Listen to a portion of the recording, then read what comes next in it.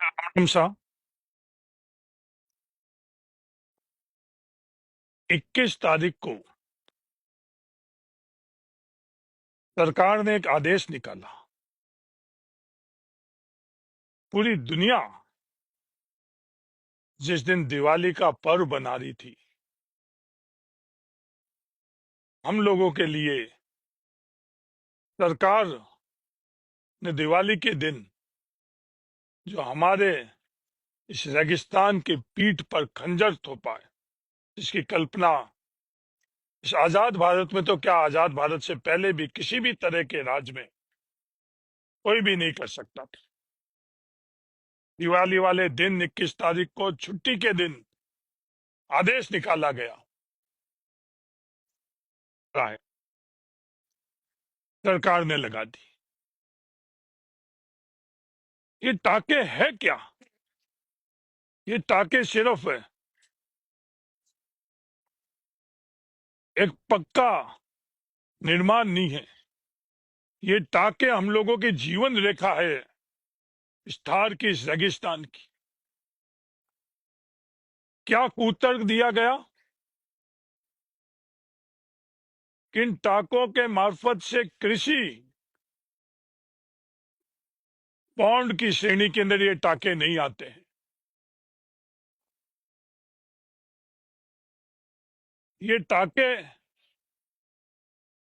हम लोगों के लिए पीने के पानी के स्रोत के साथ साथ लाखों इस रेगिस्तान के अंदर इसके माध्यम से गायों के पेयजल की व्यवस्था हो रही है। सिर्फ पीने के पानी और गायों की पेयजल की व्यवस्था नहीं, इन रेगिस्तानी दौरों के बीच में हम लोगों के लिए अनाज की व्यवस्था में तो मदद हो रही है, सब्जियां भी इनके मार्फत से उगाई जा रही है। ये बंद कमरों में बैठकर ये क्रूर फैसला जो हुआ है, ये कतई मंजूर नहीं है। ये टाकों ने हमें क्या दिया है? हमारे को जो पीने का पानी आए इंदिरा गांधी नहर के मार्फत से, जिसके माध्यम से कितनी बीमारियां हम लोगों के बीच में आ रही है। मैं ये कहने के लिए नहीं कह रहा हूं, कोई भी बूढ़ा नाला जाकर देख ले कि कितनी इस पानी के अंदर प्रदूषण है। एक वो पानी और एक टाके का, बारिश का सबसे सर्वोत्तम पानी। सिर्फ मैं कहने के लिए नहीं कह रहा हूं, किसी भी वैज्ञानिक को बैठाकर इनकी तुलना कर दे कि गुणवत्ता के अंदर टाके के पानी से बेहतर कोई पानी हो सकता है। बाड़मेर जिले के अंदर जब मैं खड़ा हूं अभी, 200 मिलीमीटर वार्षिक बारिश का औसत है। पड़ोस के जिलों के अंदर ही आप देखो, सिरोही में देख लो 600 मिलीमीटर से ज्यादा, जो बिल्कुल निकटतम हम लोगों के जिले हैं। जालोर में देख लो, पाली में देख लो, तो इतना कम बारिश में हम लोगों को जिंदा किसने रखा? हम लोगों को जिंदा इन टाकों ने रखा।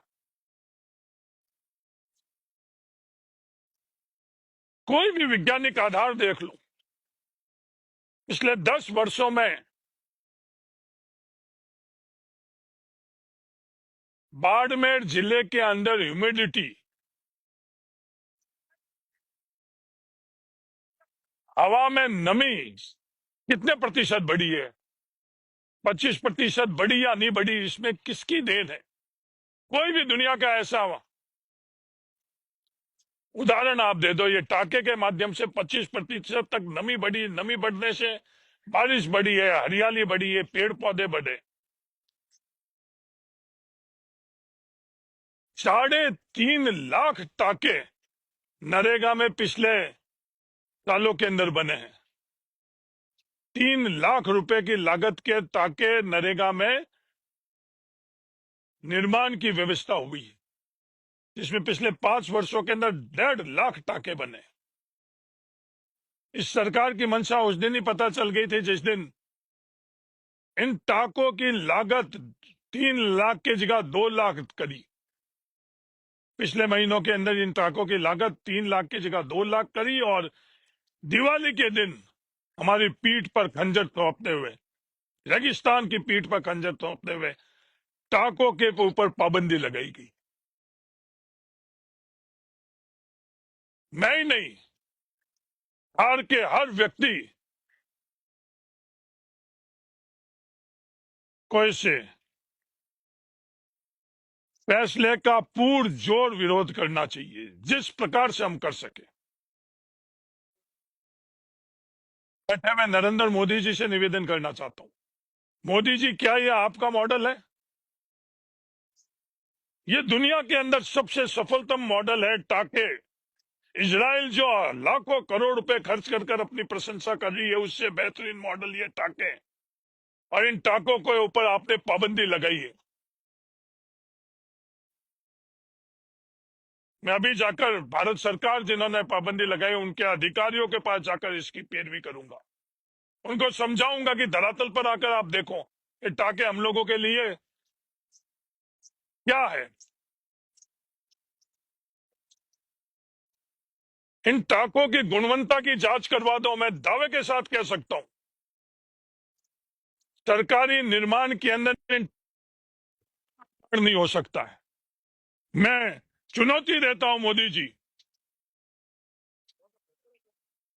स्वास्थ्य विभाग द्वारा निर्माण, आपके खुद के भारत सरकार के स्वास्थ्य विभाग द्वारा जो निर्माण हो रहे हैं, पीएससी सीएससी, आपके भारत सरकार द्वारा निर्मित इन विद्यालयों के अंदर जो निर्माण हो रहे हैं, उनकी गुणवत्ता और इन टाकों की गुणवत्ता के तुलना कर दो। मैं थोड़ा अंतर नहीं कह रहा हूं, रात दिन का अंतर, गुणवत्ता के अंदर सर्वश्रेष्ठ। हमारे जीवन के अंदर सबसे ज्यादा अगर किसी की योगदान है वो इन टाकों का है। और मोदी जी, आपका ये फैसला, मेरा निवेदन है भारत सरकार का, नरेंद्र मोदी जी का, इस फैसले को आप वापस लीजिए, और जो सर्वोत्तम मॉडल है उस सर्वोत्तम मॉडल को जो सबसे सफल तौर के ऊपर नीचे धरातल के ऊपर लागू हुआ, दुनिया के अंदर आपको कोई ऐसा उदाहरण नहीं मिलेगा जो जल संरक्षण का ये मॉडल है। किसी भी राष्ट्रीय और अंतर्राष्ट्रीय एजेंसी को आप यहां भेज दो जमीन के ऊपर और तुलना करा दो दुनिया का सबसे अच्छे से अच्छा मॉडल, तो इससे बेहतर मॉडल इन टाकों के मॉडल से बढ़िया आपको मॉडल नहीं मिलेगा।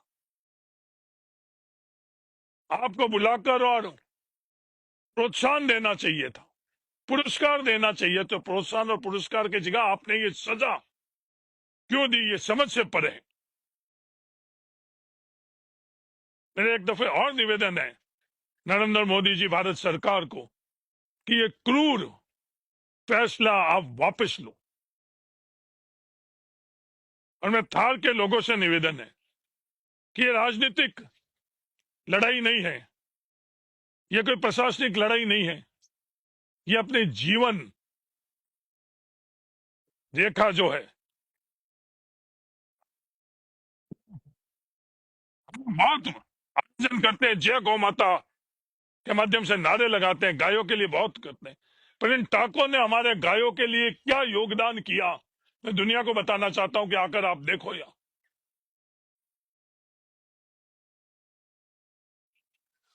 तो मेरा आप सब लोगों से, थार के निवासियों से निवेदन है कि राजनीतिक विचारधारा से ऊपर उठकर आओ, इस क्रूर फैसले को एकजुट होकर इसका विरोध कर